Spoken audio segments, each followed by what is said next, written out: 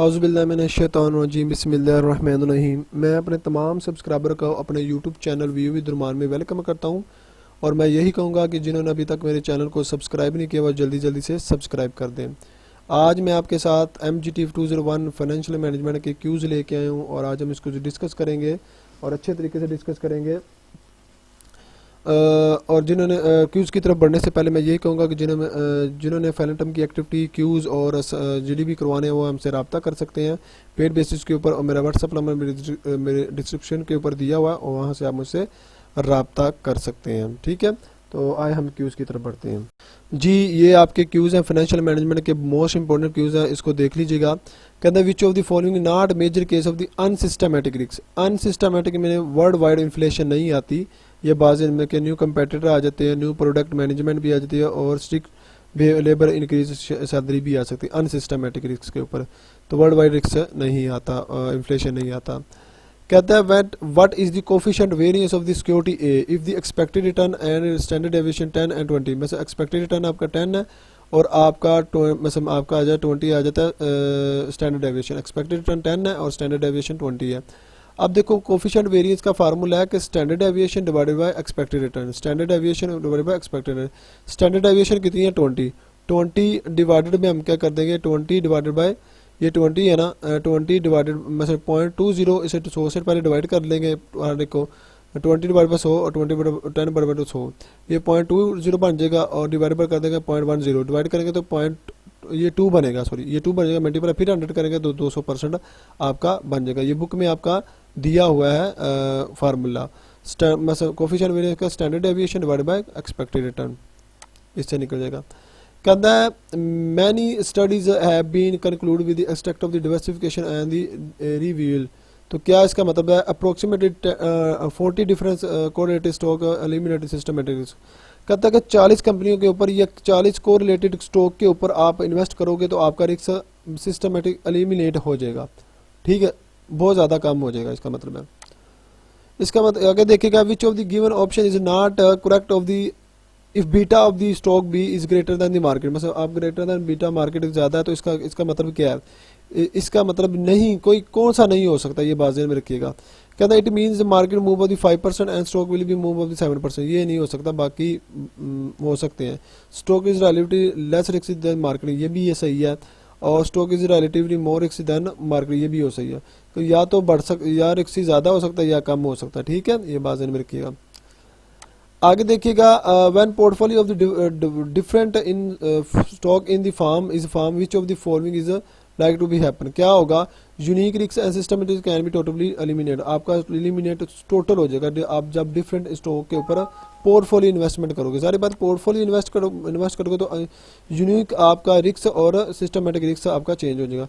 और जिन्होंने मेरा सेशन चल रहा है MGT201 का और जिन्होंने पढ़ना हो ऑनलाइन क्लासेस लेनी हो पेड बेसिस के ऊपर, वो मुझसे रब्ता कर सकते हैं। मेरा व्हाट्सअप नंबर डिस्क्रिप्शन के ऊपर दिया हुआ है, तो वह रब्ता कर सकते हैं। ऑनलाइन क्लासेस हो रही हैं तो आपको ये बुक से थोड़ी मुश्किल है तो इसको हम पास करा देंगे। ठीक है, आगे देखिएगा total risk can be eliminate in the following of the. जारी बात है in coefficient variance the perfectly negative. जब परफेक्टली नेगेटिव होता है तो आपका क्या होता है? एलिमिनेट हो जाता है, ये बात में रखिएगा। ठीक है, पॉजिटिव में नहीं होता, पॉजिटिव में तो रिस्क नहीं एलिमिनेट होता। आगे देखिएगा which of the following highest variability of the return. मतलब 32.2 टी बिल 9% और 20% आपका स्टैंडर्ड डेविएशन, प्रोजेक्ट बी 7%। अब प्रोजेक्ट बी 70% इसलिए कहता है स्टैंडर्ड डेविएशन कैलकुलेट करता है रिस्क को। अब हमने देखना कि इसमें रिस्क सबसे कम किसका है। तो ये देखो इसमें 23 है, इसमें 9 है, इसमें 12 है और ये 7 आपका क्या है? स्टैंडर्ड डेविएशन 7 है। तो इसका मतलब प्रोजेक्ट बी आपका बेस्ट ऑप्शन रहेगा। आगे देखिएगा require rate of the return of stock. Stock का मतलब होता है शेयर डिपेंड ऑन दी क्या करता है? बीटा के ऊपर भी करता है आपका, जारी बात है। रिस्क फ्री रेट के ऊपर भी करता है और मार्केट प्रीमियम के ऊपर भी करता है। मार्केट प्रीमियम का मतलब ये होता है risk free rate minus market risk. ठीक है, तो ऑल गिव ऑप्शन होगा आपका। ठीक है, dash use to calculate the expected return of the stock. Single stock को एक्सपेक्टेड रिटर्न उसका वैल्यू निकालने के लिए क्या हो जाए? Expected return probability of outcome, बिल्कुल सही, और उसको मल्टीप्लाई कर देना rate of the return of the outcome, उसके रेट ऑफ रिटर्न आउटकम के उसके साथ उसके मल्टीप्लाई कर देना। ठीक है, ये बात में रखिएगा।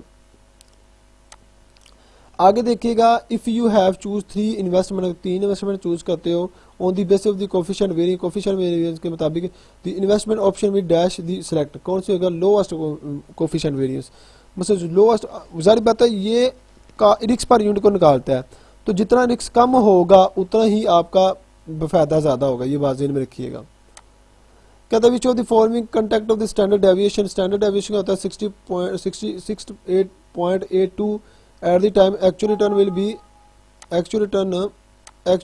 be within +1 और माइनस स्टैंडर्ड डेविएशन में, बस एक दफ़ा जमा एक दफ़ा माइनस करना होता है, इसके मुताबिक आपने करना होता है, ठीक है, ये बात में क्या। वैसे ये भी हो सकता है आपका 1 प्लस माइनस माइनस 1 प्लस और -1, ये भी हो सकता है वैसे ही, ठीक है, और मैंने ये भी किया हुआ, ठीक है, ये दोनों में से एक है, ये बात में रखिएगा। कहना security insolation consider of the art zero level of stock, मतलब रिस्क जीरो लेवल के ऊपर डिपेंड करता है, ये बात में रखिएगा। More risk than security portfolio, more portfolio में कभी भी रिस्क ही नहीं होता, ये बात में रखिएगा, वो रिस्क को मिनिमाइज करता है, ये बात में रखिएगा, ठीक है। It dash is use calculate the expected return with single stock, वही formula probability outcome multiply rate of the return of the outcome, बार बार रिपीट हो रही मैं बता रहा हूँ। आगे देखिएगा, which of the following risk can be virtually eliminate for the diversification, किस तरह वो डिवर्सिफिकेशन हो सकता है, खत्म हो सकता है, तो specific systematic specific company specific risk भी वजह से हो सकता है, नॉन सिस्टमेटिक यूनिक, ये नहीं है कि तीनों ही नेम है, ठीक है, इसको ऐसे ही करना है अपने। कहते हैं which of the following risk can be diversify way, मतलब किस तरह रहेगा firm specific risk, diversify firm specific risk की वजह से हो सकता है ये डिवर्सिफाई, ठीक है। Which of the following can not be virtually eliminate, कौन से नहीं हो सकते एलिमिनेट डिवर्सिफिकेशन, कौन से नहीं हो सकते, तो ये ऑल ऑफ गिव नहीं हो सकते, ये बात ज़हन में रखिएगा। देखिएगा, two security will be uncorrelated, each of the coefficient correlation is 0 होगा, मतलब जब आपकी अनरिलेट है तो हमेशा 0